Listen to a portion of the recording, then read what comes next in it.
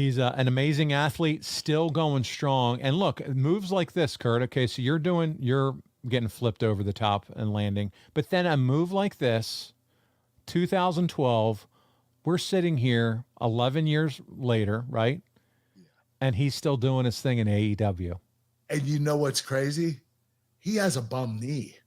His knee is not good. It's never been good. It bothers him all the time. And you know what? He never shows it when he wrestles. Even back in this day, it did. Yes. Wow. Impressive individual, Samoa Joe. I get more and more respect for a guy like this as I go back and watch his earlier days to see what he's doing. I appreciate him more every time I watch him wrestle. I really do. This match makes me appreciate him more. Look, he's rocking the old mohawk here. I know, he looks like a badass.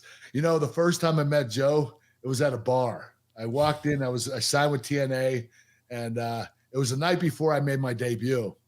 And he's over there in the corner. He has this whiskey, and and I look at him, and he just has this mug, like badass mug. I'm like, nobody's gonna fuck with this guy.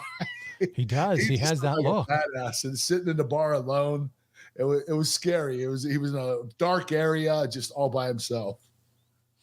I'm gonna, as we continue to watch this, I'm gonna go over some of the highlights that were documented here, and we'll talk about it a little bit more. So here we go. It's Destination X. This is, by the way, if you're going back to the Impact app, which we would love you to do and sign up and use Kurt as the code. It's July 8th, 2012 is where you can watch this. Samoa Joe beats Kurt Angle in 14 minutes and 26 seconds with a choke. The most interesting part of this is that when the tournament started, they pushed the idea of the time limits only being 10 minutes and had time limit draws this year and last. Then they moved it to 15 minutes, probably because if these two had to do a pay-per-view match in less than 10 minutes, both they and the fans would feel unsatisfied and cheated. I'm adding the word cheated. But even though they did finish with 34 seconds left, at no point was the time limit broached in the announcement, commentary, or anything. Kurt, did TNA have the announcers discuss the story you had laid out with you, or was that not something that TNA did often?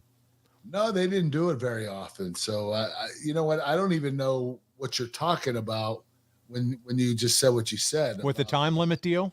Yeah. What did they mean by the announcers? Like they said I was just curious about the announcers discuss the story you had laid out with you, or like did they know? Were they aware of kind of where you guys were headed with the match, or what to kind of make sure they're telling or conveying to us at home? The question I'm asking is, what did the time limit have to do with anything and us getting time cues? Yeah. Oh, where they were saying that the guy outside or the announcer never hinted around that you were getting close, like 5 minutes left in the contest, 5 minutes left. Gotcha. So wasn't he told not to? He must have been told not to, because it wasn't even brought up in commentary or anything. Well, you know what? I don't know if you should have that or you should not. That's a catch-22.